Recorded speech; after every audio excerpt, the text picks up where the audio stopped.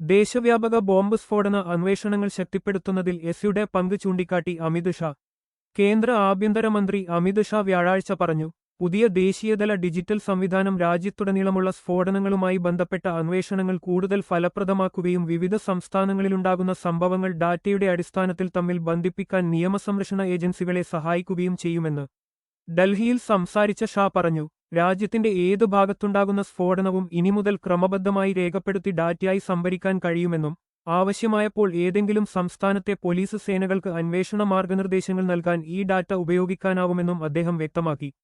ഘടനാപരവും ഏകീകൃതവുമായ data ലഭ്യമാകുന്നത് ഏജൻസികൾ തമ്മിലുള്ള ഏകോപനം ശക്തിപ്പെടുത്തുകയും അന്വേഷണങ്ങളുടെ ഗുണനിലവാരം മെച്ചപ്പെടുത്തുകയും ചെയ്യുമെന്ന് അദ്ദേഹം കൂട്ടിച്ചേർത്തു.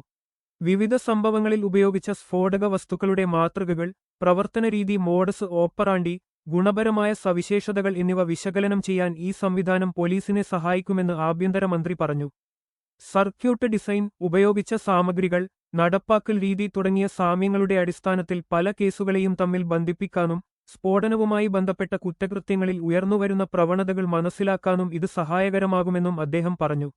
ഒറ്റപ്പെട്ടതായി തോന്നുന്ന സംഭവങ്ങൾ തമ്മിലുള്ള ബന്ധങ്ങൾ കണ്ടെത്താനും കുറ്റവാളികൾ ഉപയോഗിക്കുന്ന തന്ത്രങ്ങളിലെ മാറ്റങ്ങൾ പിന്തുടരാനും ഈ ശേഷി ഏറെ പ്രയോജനപ്പെടുമെന്ന് ഷാ വ്യക്തമാക്കി. ദേശീയതലത്തിൽ ഡാറ്റ സമഗ്രമായി വിശകലനം ചെയ്യുന്നതിലൂടെ ഭീഷണികൾ